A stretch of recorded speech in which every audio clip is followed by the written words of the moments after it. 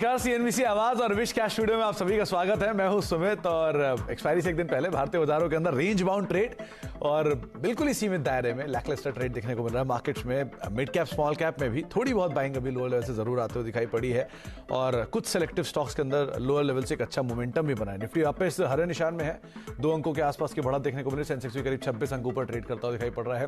इसके अलावा आप एक बार मिड कैप स्मॉल कैप लेकर आएंगे, वहां पर भी लोअर लेवल से कुछ एक मूव जरूर आता हुआ दिखाई पड़ा है। तो मार्केट्स में रेंज बाउंड ट्रेड और पिछले करीब 2 घंटे से 3 घंटा हो गया जबकि मार्केट एक दायरे के अंदर ही कामकाज करता हुआ दिखाई पड़ रहा है। मिड कैप इंडेक्स वापस 17 अंकों की तेजी के साथ अब कामकाज या बड़े बढ़त के साथ कामकाज करता हुआ दिखाई पड़ रहा है। अच्छा, ये एक खबर और है जिसके ऊपर हम चर्चा करेंगे आगे भी, बजाज ऑटो को लेकर, जहां पे अपनी करीब 300 करोड़ रुपए के आसपास का निवेश करेंगे और रफली 5 लाख यूनिट ये इससे बनाएंगे।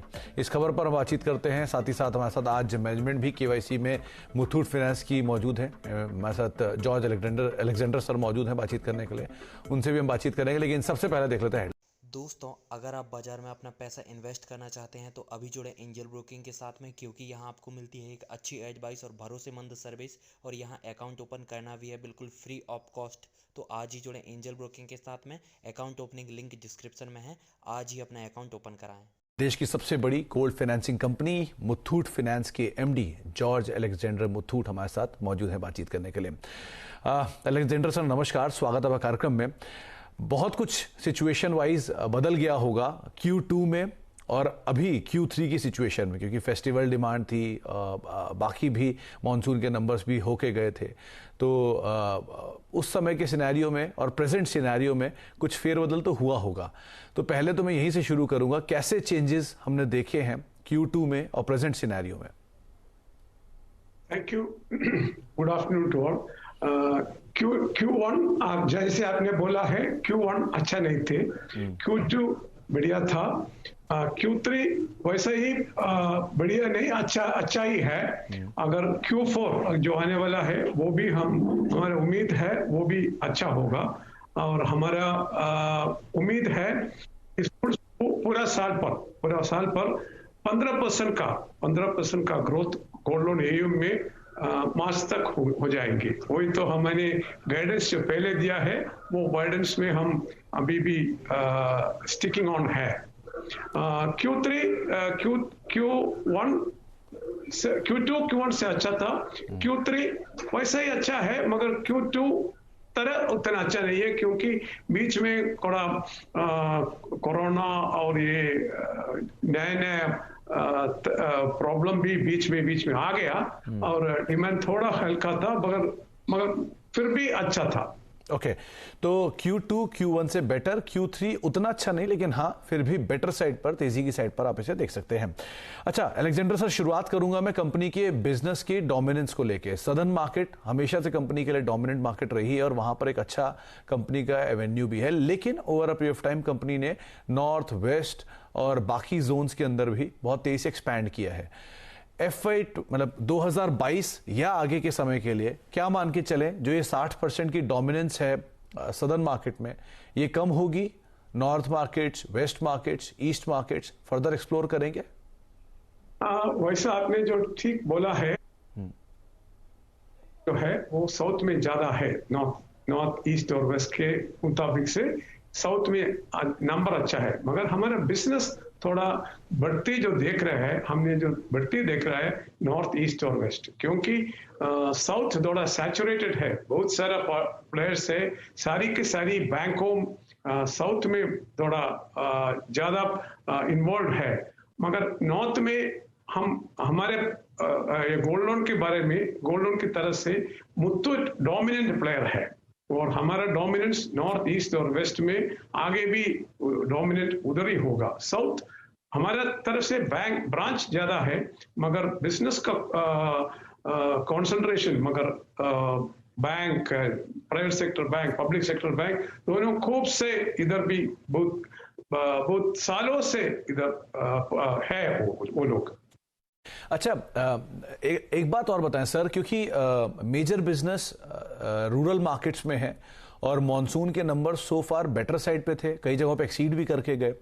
तो किस तरह की डिमांड वापस देख रहे हैं हम रूरल मार्केट्स में, क्योंकि आपका 65% हिस्सा जो है रूरल मार्केट से आता है रेवेन्यूज का, तो क्या बेटर साइड पर आया है ये नंबर पहले कंपैरिजन में, या अभी इन लाइन ही देख रहे हैं हम इसे? रूरल में ज्यादा तगड़ा ग्रोथ हम नहीं देखा है। हमने जो देखा ग्रोथ जो देखा है वो सेमी अर्बन और अर्बन एरिया में ज्यादा ग्रोथ देखा है इस पिछले 2 क्वार्टर में। रूरल इतना तगड़ा ग्रोथ हमने नहीं देखा है अभी तक। अच्छा सर, कल एक आरबीआई का रिपोर्ट भी आया था, वो भी ये मेंशन कर रहे हैं कि जो बैंक्स और फाइनेंशियल्स हैं उनकी एनपीएस के अंदर सुधार आया है पिछले 2 क्वार्टर में।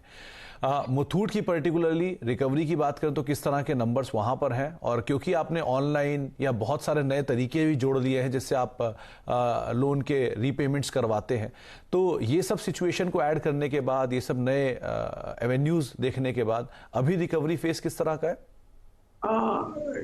गोल्ड लोन का बिजनेस एक अलग तरीका का है। इसमें एनपीए नहीं है, इसमें एनपीए नहीं होता है। एनपीए जो होता है होगा जब वो हम कस्टमर्स को ज्यादा टाइम देता है लोन रिलीज करने के लिए, नहीं तो 1 ईयर को देता है, इसके बाद एनपीए आएगा। उसके पहले हम अगर ऑक्शन करेगा तो एनपीए नहीं आएगा। अगर जिस कस्टमर्स को हम टाइम थोड़ा 1-2 महीना ज्यादा देता है, वही तो हमारे किताब में एनपीए आता है। वो एनपीए भी अगला 3 महीने, नेक्स्ट 3 मंथ्स में वो भी निपटा जाएगा। तो हमारा एनपीए लोन लॉस नहीं चलेगा, बिकॉज 100% कोलैटरल हमारे पास है। जो आरबीआई 6 मंथ्स करेगा, 6% करेगा, वो भी है।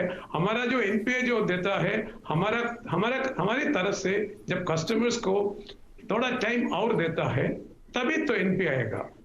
ओके सर, एक चीज ऑन, क्योंकि जो मैं लास्ट के नंबर्स देख रहा था उसमें एवरेज गोल्ड लोन पर ब्रांच के नंबर्स पिछले कई क्वार्टर्स में हाईएस्ट साइड पर आते हुए दिखाई पड़े हैं।